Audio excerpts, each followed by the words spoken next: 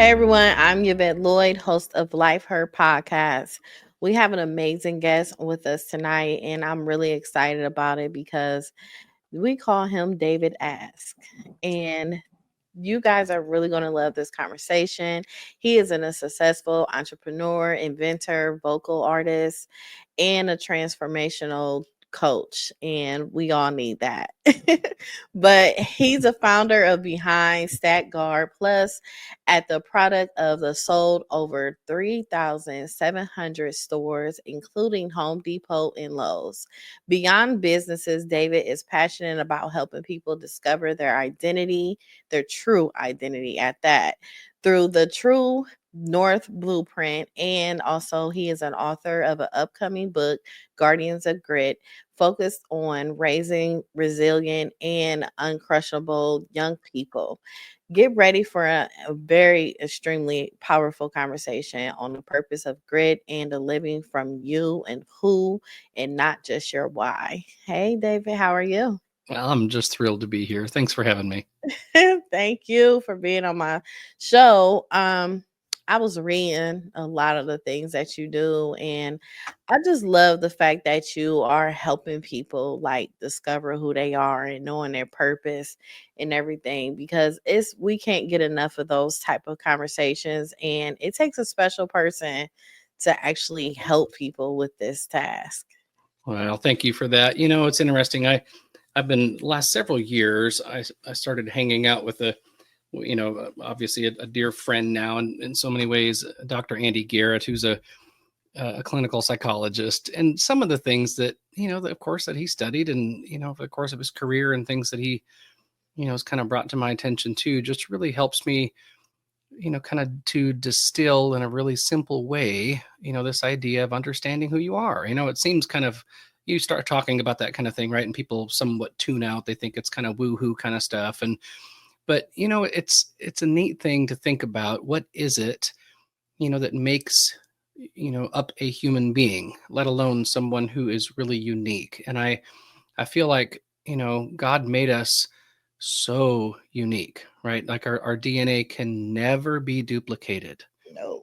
We have a fingerprint that's different, a retina that's different, and what's fascinating is if you start, digging into the details, what makes somebody tick, it's really fascinating to identify, right? That word identity, we start to identify the things that we can obviously describe physically, that kind of stuff, as well as things that we believe and hold dear, and the framework at which we make decisions through, and I like to say the things that give us goosebumps, and that's different for everybody. And so yeah, I think in some ways it's a little complicated, and at the same time such a simple type of an exercise to really start to identify and like literally write these things down that makes you different from the person standing next to you. Oh, that is so true. So, one thing I do want to know, because it takes a journey for you to get to where you at, your mindset and everything, and where you at today. Who was David before you actually reached this level? Well, thank you for that. I heard somebody say years ago that some people earn their MBA and some people earn their LBA, life by accident. And what I think is, I like the kind of the levity or even humility around that. And so what's interesting, so kind of a backstory is, I grew up in Minnesota. Actually, I live in Nashville now, but kind of a typical family with kind of the good, bad, and ugly. And my parents were incredibly intentional about loving us and raising us in a particular way. And we grew up in a Christian home, and we had a lot of chaos just like everybody else, but a lot of great stuff too.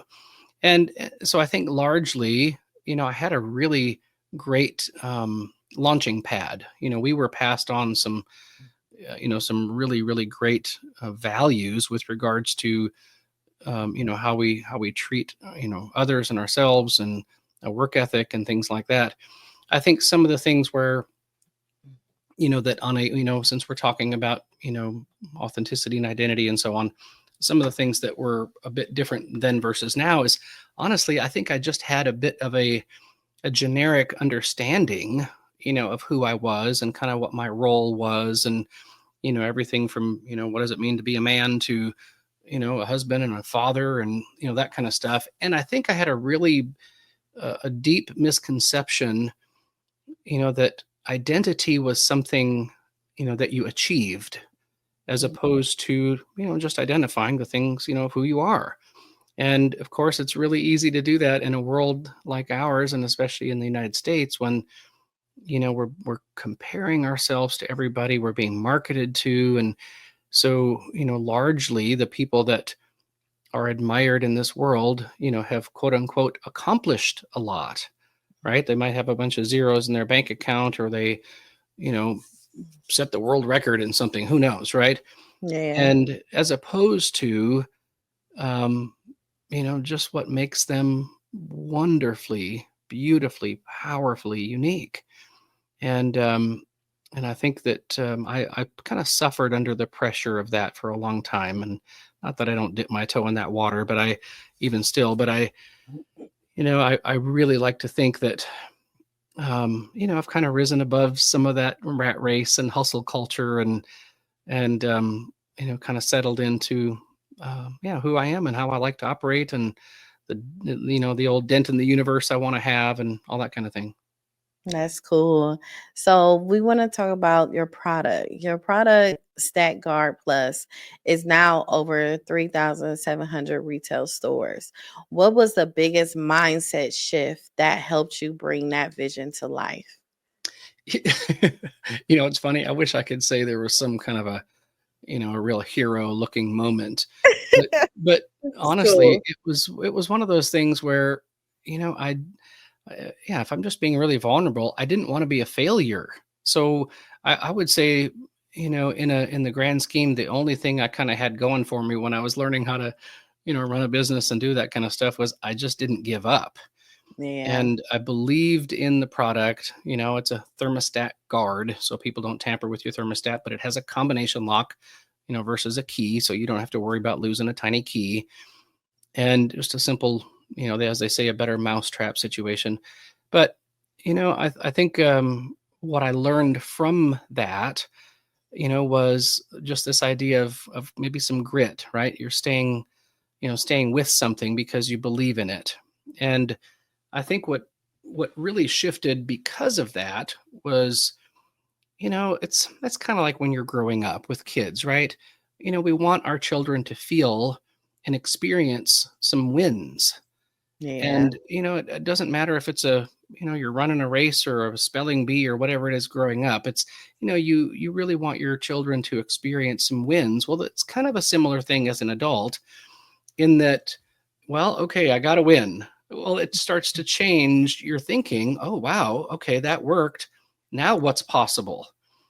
So you start to just think a little bit bigger, um, and maybe the word is better, not necessarily bigger. I think I've shifted from bigger to better in recent years, but because quite often bigger is not better. So, but yeah, I think that's kind of sums that up. So you said never start with why and start with who. Can you explain how like understanding the who you are changes the trajectory of someone's personal and business success? Yeah, yeah. So we obviously, I'll kind of break these two words down into something a bit more simple. So, why, right? Your why is, what is it that motivates you? What is it that causes you to push through and do hard things, right? Is it something that's pulling you forward, or is it something you're feeling pushed by? But what's interesting is we often Mhm. blow by this idea of a who, because it's not really something that we're taught in our culture to, to break down. Well, who am I? Because if I don't start with a bit of self-awareness and looking internally, my why might be, my older brother's why, it might be my dad's why, it might be your why, right? It might be because I respect someone, it's like I kind of pick up their mantle and run with it because I don't really have one of my own. And at least I got something I'm shooting for, that kind of thing. But so, what is it that makes up a who? Well, like I said, we can, start identifying our skin color and eye color and taste buds and, you know, gender and all that kind of thing. But it's what I think is fascinating is if you dig a bit deeper. So if for instance, we couldn't describe the physical features of us. Well, that doesn't mean we cease to exist, and far from it. If you start identifying, we've heard the term core values. Well, Yeah. what does I like to say it this way. What does your core happen to value more than anything in this world? So in the English language, there's, I don't know, 75 or, so core values, and some of them have some overlap, of course. But if you and I did a test right now to identify the top 5 core values that we have, odds are your top 5 are going to be different from mine, and another person. So what's interesting, and of course, I walk people through all of this, as a coach. What's interesting though is if you couple that, so you've got core values, it's this idea of what matrix am I filtering my decisions through, right? Well, then you've got virtues, which is, this idea of, an impact, what type of, by the way, my last name is pronounced Osk. It's spelled like ask, Okay. but I was going to say, what type of a, David Osk impact do I want to have on somebody? Well, again, that's different than yours, right? And the person next to us, as it were.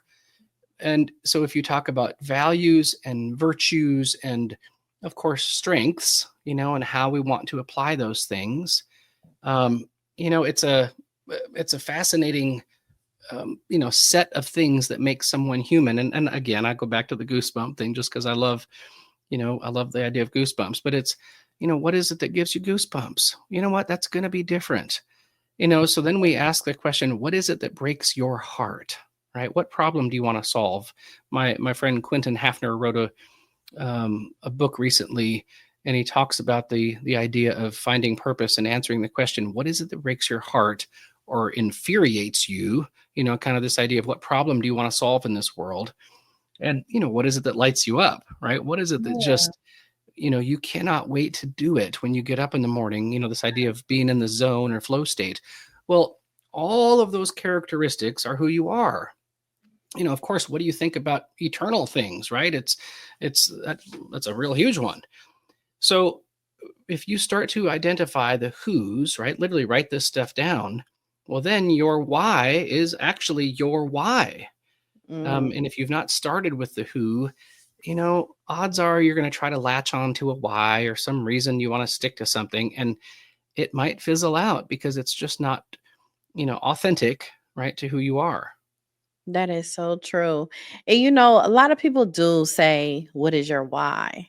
Hmm. But the same concept that you have as far as your who, it's like it makes you think like, how can you figure out your why when you don't even know who you are? Yeah. Yeah. Yeah, because I it's like sometimes people be stuck in an identity of what maybe you like. For instance, when your mom and dad will tell you, "This is my doctor."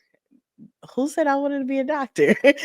Right. Yeah. But it's like they will it's like sometimes people force identity on you and you start to wear it for so long, and then it's like it takes one light bulb click when you be like, Yeah. wait a minute, this is not what I want to do. This is not Yeah. who I am. This is not my personality. So I really like that you do that with people because it's Well, so and important. you've probably heard that phrase. I forget who said it originally, but I am not a human doing. I'm a human Human being. being. Yeah. And it's, so what we do as far as our vocation goes, well, that would obviously kind of shine a light on the things that we value and enjoy in our strengths. But, I'm not an electrician. I'm not a doctor. I'm not a singer. That's not who I am.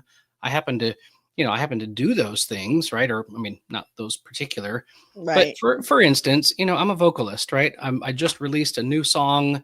If you go to on iTunes or Spotify, you can search for it. So the old 80s band Journey, Yeah. they've got that big power ballad Open Arms. Well, I just released that on Friday in English and Italian. And Oh. so, but guess what? I am not a like, this idea of, well, David's a singer. Well, no, I happen to sing, right? But Yeah. that's not who I am. Who I am is expressed while I'm singing, right? And what I'm saying around, the song, that kind of thing, or even, of course, you and I right now, right? That people will experience who I am because I'm showing up in a way that's authentic to who I am. I have a particular desired impact that I want to have. And truth of the matter is I want to leave you better than I found you. Yeah. And that kind of thing. So again, there's some nuance around it, but just because we happen to do something as far as a living, computer programming or whatever it is, well, it's so much more grand, than that. Yeah. And you know that all of that does fall into place when you were saying like of you knowing your core values, Yeah, because you never know what's in those core values that you choose. You can have five core values, but you can have five different things that you know how to do that you're talented at and you're yeah, very good at, and it just ties into place of your direction of life. And sometimes people will be thinking it's like a scattered brain type thing, but sometimes it's just a gifted thing. It's just who you are. yeah, yeah. It's interesting, our strengths, right? There's some people that are like, really, really funny, right? Or Yeah. they're, and I pride myself. I tell people all the time that I am the funniest person you've ever met. And I'm joking, of course, but I love, to see things that stand out in people, right? But Right. it's what's interesting is just because you're good at a particular thing doesn't necessarily mean that you're going to express yourself, from that core place. Yeah. And if you don't know who you are, how about this? You don't believe in yourself, right? You don't know that Yeah. you're made of gold. Like, well, then, you tend to shut some of those things off and you start to play a role in any given room just to kind of fit in. Yep. And I think you might have actually read this in my bio, but I mentioned this in almost every interview a few years ago. I think it might have been Dr. Andy Garrett who showed me this quote by Benjamin Disraeli. He's a former PM of England back in the day, but he said, "The greatest good you can do for another is not to share with him your riches, but to reveal to him his own." And I tell you what, I feel like that's the mission of my life, is to sit with people and to hold up a mirror, and just say, "Hey, do you see what I see?" Right, right. But be really specific, because especially when you think about being a spouse or parent or a really good friend, you can tell somebody, "Hey, dude, nice shoes." Okay, that's a nice compliment. It's a nice thing to say. But what if you complimented them or validated, maybe that's the word, on how they showed up? Mm. And you said something like, "Hey, Yvette, last week when we were sitting there and you said this, I could tell that came from a deep place in you. And I want you to know that it landed really well on everybody." I mean, that's the kind of stuff that's life changing, because you're seeing something that's really deep inside of somebody that is kind of precious to them. You're naming it, right? You're giving it a name and you're calling it out. You're calling it forth. Yeah, And that's the kind of stuff that really changes people's lives. it does. It changed them a lot. So, speaking of changing people's lives, how does facilitating the masterminds groups help you sharpen your identity and purpose? And how does that spill over into your personal life? Oh, great question.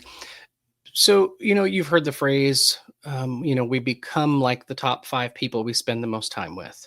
Yeah. And I forget, I think it was Jim Rohn or somebody who said that back in the day, or Earl Nightingale. He's the one who actually came up with the term mastermind. But what is that, right? It Yeah.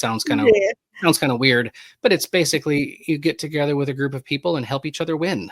Whether that's personally or professionally. So the mastermind, and there's all kinds of masterminds out there, but the one that I'm a part of was started by Aaron Walker, and it's called Iron Sharpens Iron Mastermind. And it's for men only. And, we basically have a virtual board of directors for our business and a band of brothers for our personal lives. And, we kind of point out the greatest riches in each other, right? And if somebody's getting off course, we call them up and say, "Hey, man, that's not you. We heard, we saw that you made a decision or said something, did something that it really doesn't align with your values. Is there something going on here, and how can we help you?" And Mm, so here's what I think is interesting, and is we as parents, um, we know very intuitively that we become like the top 5 people we spend the most time with, because when our kids are young, we do not want them caught up in the wrong crowd, that's and true. we will go to absurd lengths to get them away from the thugs or the whoever, right? But Right. we don't often think about that for ourselves. So it's really important, as we grow. Of course, you kind of want some friends. That's That's typical. all of life is about relationships, Yeah. and in fact, nothing has meaning without it. But if you have a trusted, group of people that have a bit more intention with regards to helping you overcome obstacles and stay out of the ditch, and grow your marriage, your parenting, your business, or whatever that might be, it is absolutely amazing what you can do with some help, right? Yes. The old African proverb: if you want to go fast, go alone; if you want to go far, go together. Yes. That is so true. I like that. Yeah. Yeah. So in the midst of all of that, you big on being authentic and resilience and everything. So what's the difference between grit and resilience, and why do you think people misunderstand their purpose in their personal development? Gosh, yeah. So Angela Duckworth wrote the book Grit, and I think she probably would be, top 3 authorities on grit. And basically, she defines grit as, I'm going to do something, right, over a long period of time because it's worth fighting for. You Mm, know, and again, depending on what it is, that might be a week, but it might be a month or a year, or 50 years if you think about marriage or something. But resilience, and Dr. Andy defined it, kind of gave an analogy where resilience is this idea of bouncing back. So if you take a basketball and you bounce it on the ground for really hard for a split second, it loses its shape, right? yeah. But guess what? It goes back then to a predetermined, measurable, definable shape. So, well, how does that relate to us? Well, if I'm going to bounce back quickly, well, what am I bouncing back to? Right? Yeah. Or better yet, who am I bouncing back to? So if I, and we screw up all the time, right? We're constantly course correcting. Oh yeah. So if I fall in the mud and I get up, am I getting up because I'm embarrassed, or am I getting up because, and with maybe a posture in my heart where I'm laughing with everybody because that was really funny, like genuinely, but I'm getting up because, hey, there's work to be done. Let's go. Mhm. And I have a really clear set of standards and morals and values and things that I operate from, and I know exactly where I'm going. And that's so grit is doing something over a long period of time because it's worth fighting for. Resilience is just bouncing back quicker, because sometimes if we get knocked down, if someone isn't resilient, you can waste your life away. Oh, Right? I yes, mean, you can. it's just waste days and weeks and afternoons and months and years, because, why in the world would I get up again and take another chance of getting knocked down like that? But when you understand, I'll put it this way, Yvette, whose you are and who you are and what your mission is, well, guess what? You're going to get up a lot quicker than if you have a vague understanding about that. Yes, that is so true. So so with that being said, why do you believe that most people get authentic or and identity totally wrong? And what is the root of that disconnection? Yeah, so I'll kind of get a bit deep here, but we would ask the question, where do we get the word, authentic or authenticity? Well, it comes from the word author. And you Yeah. didn't make you. I didn't make me, right? I didn't choose the time in history that I was born, my skin color, eye color, nothing. And here's what's fascinating too is you know, largely, we are very hardwired. When kids come out of the gate, and they're 0 to, 5 or 6 or 7, um, unlike us, sophisticated adults, they're not thinking about being authentic, right? They're just doing their deal. And they are so different. Everything from their taste buds to their, what makes them cry or laugh or all that stuff, right? You start seeing signs of that hard wiring. I mean, really within weeks. I've got 2 kids, and when Parker and Kate were really little, like their little essences were so different. And so it's really important to understand. And really, I'll be honest, we have to surrender, to some of what, God authored in us. We get to choose what we do with it, right? But it's amazing how, quite often we fight, some of that. We want to place external or extrinsic kind of placeholders, as it were, on who we are, right? I'm going to be a famous, whatever, so that I have an identity, or I'm going to be the funniest guy in the room. How about that? Or I'm going to be the meanest person in the room. I mean, we take on certain identities, that are external quite often because of trauma and all kinds of things, and start playing a role, based on what works in any given room, as opposed to, being loved, being surrounded by people that see us and validate us and enjoy Yeah. us and raise us, cause us to rise within our inside of our own authenticity.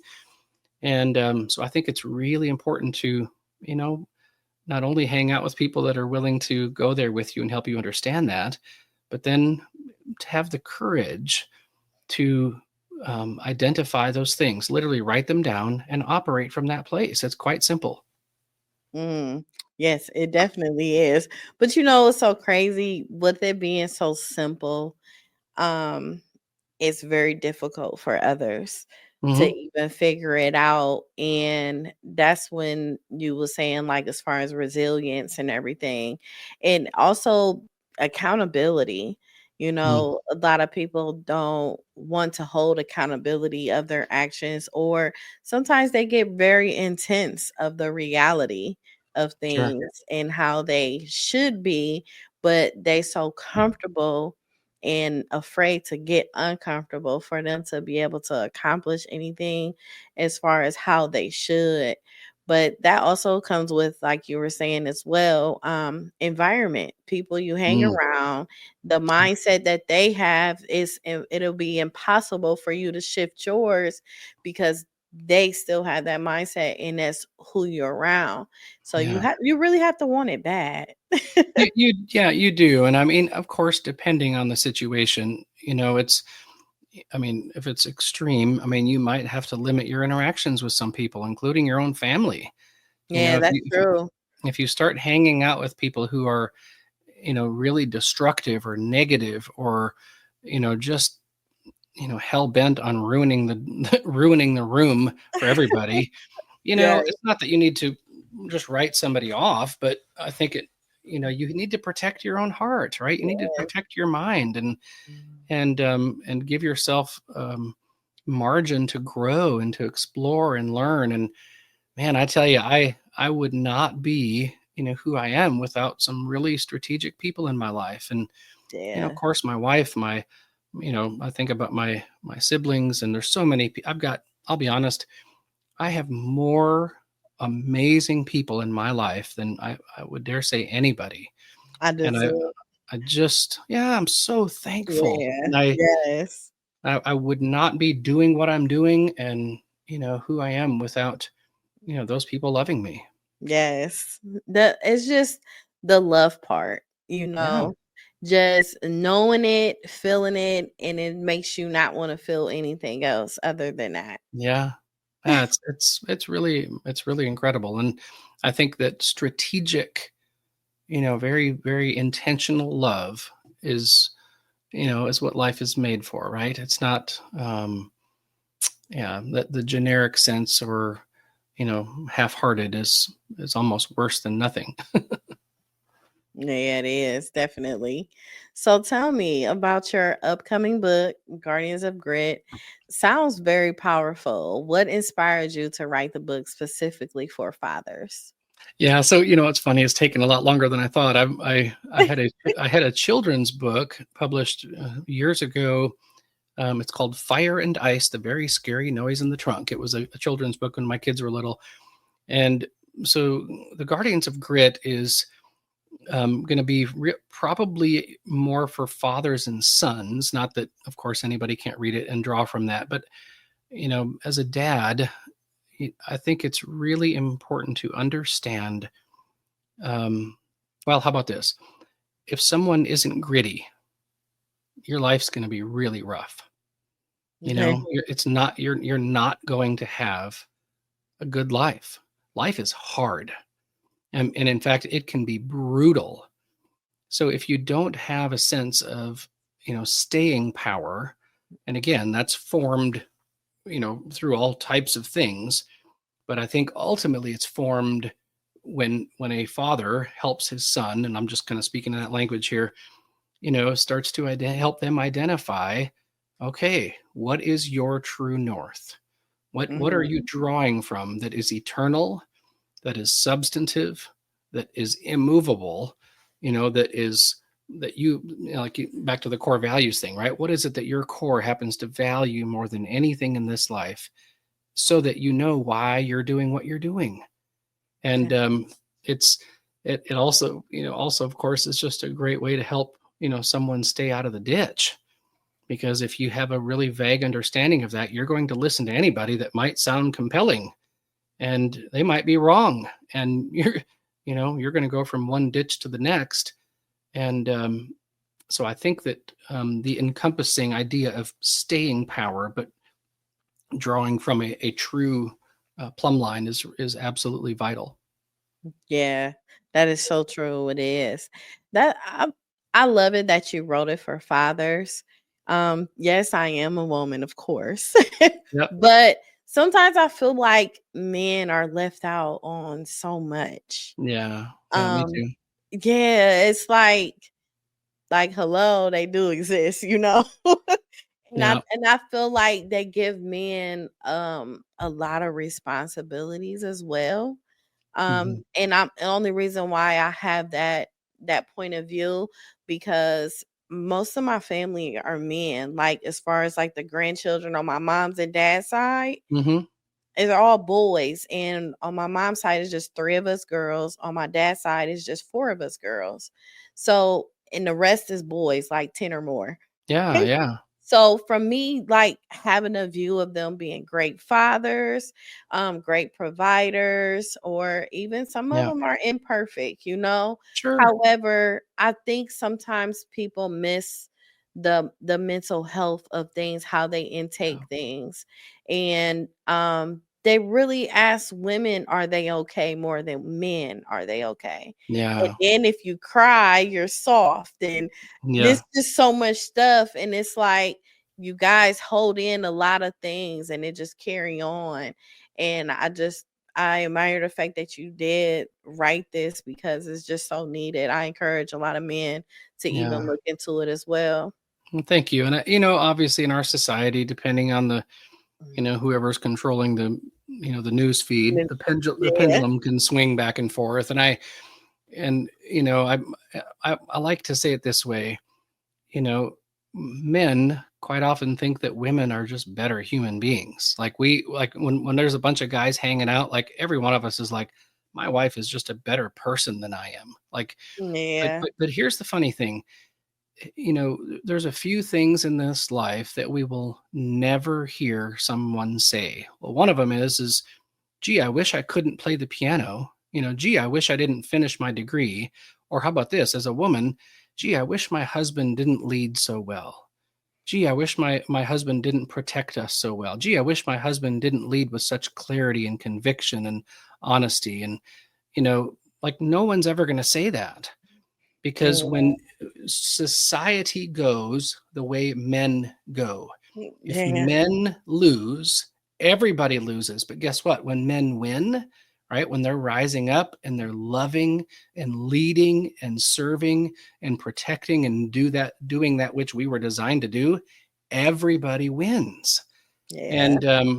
And what I think is awesome though is it's not like this domineering thing. Men, we have to have those around us who acknowledge that we were made for specific tasks. And when we get to engage in those things and we feel loved and appreciated, it's amazing how unstoppable we feel. Hmm. That's amazing, though. I just, I don't know. It's just the fact of that you identify it and being vocal about it. It's just Yeah, pretty cool. thank you. Well, thanks, I Yes, appreciate that. you're welcome. So tell me, how can parents begin to introduce their children to themselves, and what does that look like in real life? Yeah. Well, and I don't want to turn this into an infomercial, but of course, we that's something that I do is I walk, individuals of even corporations and stuff through an identity, inside of their culture and their company and so on, and it changes everything. And it reduces, I'll put it this way: when you understand, who you are, well, apathy, right, avoidance, anxiety, depression, anger, this idea of feeling stuck, imposter syndrome, that stuff starts to vanish. Well, Yeah. it's replaced then, with this idea of feeling natural and genuine and resilient and free, and you've got clarity in your life. So, to your question, I think a great place to start would be educate yourself, right? Yeah. You cannot give something you don't have.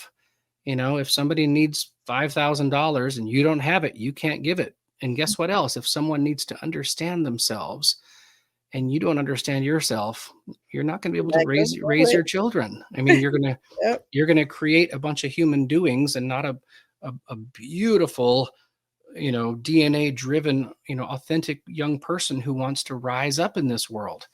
And so I think it really starts with yourself. You need to build self-awareness, and of course that's what I do. And it's amazing what happens when someone starts to identify that for themselves, and then it seems really natural to start helping someone else identify that, even on like a third grade level. I mean, you can really dive deep with even young people to help them identify their values and convictions and virtues and strengths and goosebumps and all that stuff. Yeah. So you mentioned self-awareness. What is self-awareness and foundation for everything else we pursue as far as like success, relationships, and fulfillment? Yeah. So again, I would say that, well, I'll back into it. Relationships, right? Well, Lisa and I've been married 26 years. We celebrated 26 years last week. And Congrats. yeah, thank you. So I think on as an example, if I don't know me, right, and I don't know kind of what makes me tick and all this kind of stuff, it's going to be really hard for me, to sit down and have a meaningful conversation with Lisa about, hey, how to love me. Like, this is my love language, or this is the things that really fill my tank, that kind of stuff, and vice versa. So, it's that self-awareness piece is so vital in relationships. And then of course we've kind of talked a lot about it already, but it's, if you don't understand who you are, right, you're going to feel that avoidance and apathy and anxiety and depression. And it starts with that. I need to know. Jim Rohn said, somebody asked me one time, why I get up so early in the morning. And he said, well, if you knew where I was going, you'd be up early too.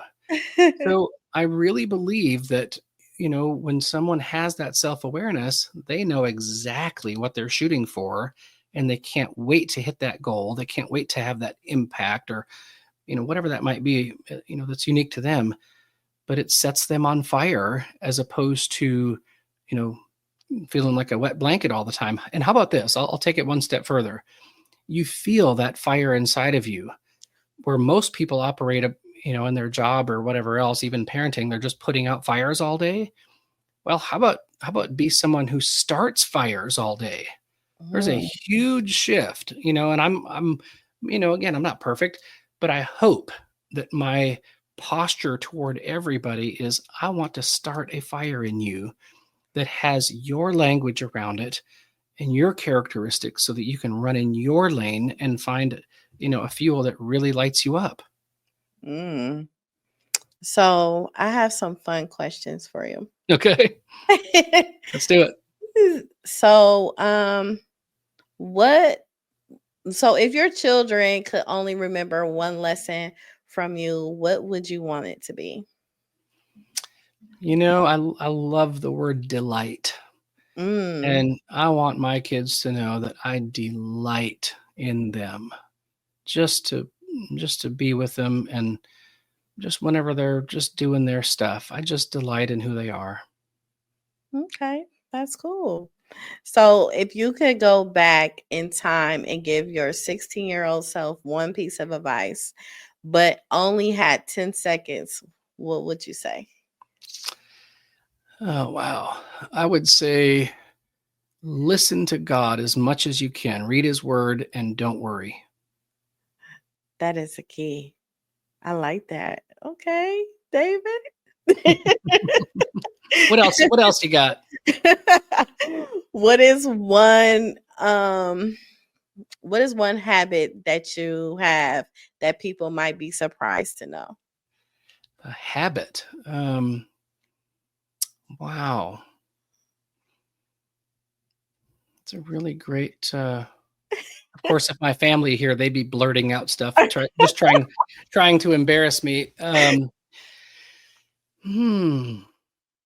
It's a great question. I'll tell you one that I'm working on. This again kind of sounds a little deep, but just this idea of silence. I've been kind of forcing myself with it to at least 5 minutes of absolute silence every day. Yeah. And this morning I jumped to 10 minutes of, I mean, Oh, it's just enjoying some silence and seeing what rises to the top. But that's a habit that I'm working on. that's good. That's a good habit though. It's hard. It's hard. It's really hard because I can get distracted really fast. So, if someone made a movie about your life, who would you play and what genre would it be? Oh, for heaven's sakes. It's a really great question. I've never thought about that. Um, you know, I would say that it would probably be like, I don't know what the genre is, but it would be like The Truman Show or Forrest Gump or something along those lines. That it's kind of funny, and at the same time there's a current in it, a deeper meaning. Um, I'm trying to think who would play me. Um, I really love singing, and I would have to pick a vocalist of some sort. It would either be Bart Millard from Mercy Me or Luciano Pavarotti. Okay. That's cool. So I got one last one for Okay. you. Have your kids ever said something so honest or funny and it made you rethink everything? Wow. Boy, they try to rattle my cage all the time. There's 18 and 20 years old now. Oh yeah. So by the first thing that came to mind was, I think that, as you might imagine, I like to give some inspiring speeches. And so I remember both my kids at one point said, Dad, I don't really need a speech right now, and I need you just to be here and listen. And so I think that's, just the idea of listening and not feeling like I have to fix, really Yeah. shifted some things, because quite often, even young people, they know exactly, what's going on. They just need somebody to hold space for them. Yes, they do. It's so crazy because I've noticed like certain questions that I ask you or certain things that you say as far as about yourself. Do you get a lot of people that say to you that you're very a deep person? Yeah. Yeah. I can tell. Yeah. And it's funny because I can go from, you know, being actually, yeah, pretty deep to, Dumb and Dumber eighth grade, potty humor really fast because I'm kind of a goofball. But yeah, I would say I spend, probably 60 to 70% of my time in more of a contemplative, intentional space. And it's so funny because you make me feel not alone because people tell me the same thing. Good. I'm glad.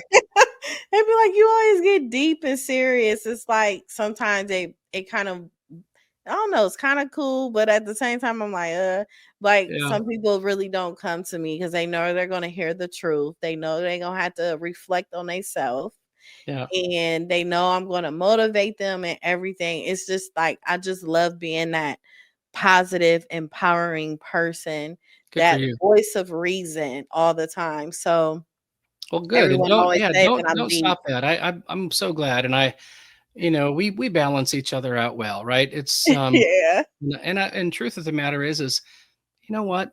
I mean, this is not a dig really at other people, but if we look around, people are having a hard time, right? Yeah, I mean, I don't want to be bleak here, but I feel like in so many ways the world has fallen apart at the seams. it is. So people need to take a deeper look, right? They need to do some reflection. They need to do some deep work in order to get back in the middle of the stinking road and start making better decisions instead of, blaming everybody else and playing the victim and, just wondering why they can't, how about this? Playing the victim or internally beating themselves up, right? Yeah. Because I mean that Tell we me we about we it. say more horrible things to ourselves than we say to other people, and so I think that it probably, yeah, I probably need to lighten up a little bit, but at the same time, I think that if people spent at least 30 or 40% of their time asking better questions, contemplating some things, surrounding themselves with people who can support them, and picking a bullseye to shoot for in life, Yeah.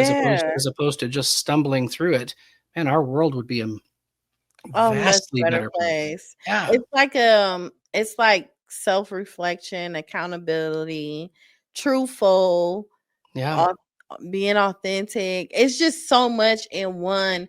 And it's like, why wouldn't you want to be that person? yeah, yeah. And it feels good being that person. Well, So so how I about this?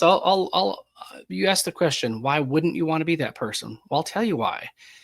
It's because it's vulnerable. What if you identify all of those things and people start shooting you down? Right? that's true. What if you have the courage to step up and be like you and try to pour into somebody and ask great questions and hold space for them and they give you a funny look even, let alone say, "Hey dude, that was really lame." I Mhm. think the reason that we don't do that and we just kind of play a role is because it's safer. Yeah. But it's a recipe for disaster. Yep, it is. It is because it's like, no, that's not me, and they want to argue you down and everything. But Yeah. it's like, but it comes from back at it. It comes from love. Yep. People that really love you and care about you, they want to see the better version of you because it's like we see the goodness in them, but Yep. we just trying to help them see what we see, and Exactly. it's so freaking hard. Yeah, it is, and I think it's for so many people, it's such a foreign concept, and I think deep down they wish they could identify, have people validate that those beautiful riches inside of them, that beautiful uniqueness, and to run with their heads thrown back. But guess what? What if? And fear Mhm. is a liar, and fear ruins everything. Yes, it does. It does. And what's so crazy? I was just talking to somebody about fear. And actually it was students. I went Mm, to a community center to talk to these young kids. yeah. And I was telling them how I love being in fear Mm, at the moment because I know it's something that's about to make me uncomfortable. yeah. And I know I'm going to end up doing it because I'm curious at this point Yeah. on why am I feeling this way, and I bet you won't make me feel that way again. That's awesome. Yeah. Great. Yes. So, could you let people know how to contact you, connect with you, and even purchase your book? Yeah, thank you. So, I would say right now, if you go to my website, so it's David Ask Music, David Ask Music. I'll have more there, hopefully sooner than later on the book. And my products, if I'll mention those. So if you go to statguardplus.com, you can see our original thermostat guard, and then we just launched a new version to the Pro channel, and you Nice. can visit lockboxpro.com there. So thank you for letting me talk about that. Yes, you are more than welcome. Well, thank you so much, David. I really enjoy conversating with you. You are a pretty dope person. Awesome. Thanks for having me. Thank you. And thank you, everyone, for tuning in to Life Her Podcast. Make sure you subscribe on YouTube and also listen on all major platforms.